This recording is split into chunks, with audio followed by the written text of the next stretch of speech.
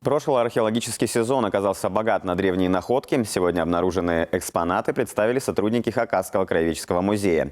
Велись раскопки в Алтайском и Бийском районах на выявленных объектах археологического наследия курганах.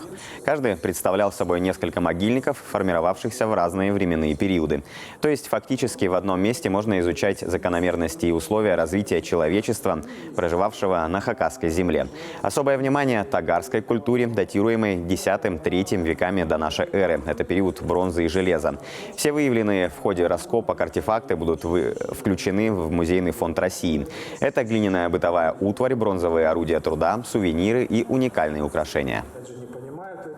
Если вы когда-то слышали о так называемой аржанской пантере, это кошка такая, свернутая в кружочек. Считается, что это обозначение самого высокого статуса социального человека. Они штучные. В моей практике, чтобы там похвастаться, это вторая у меня такая находка.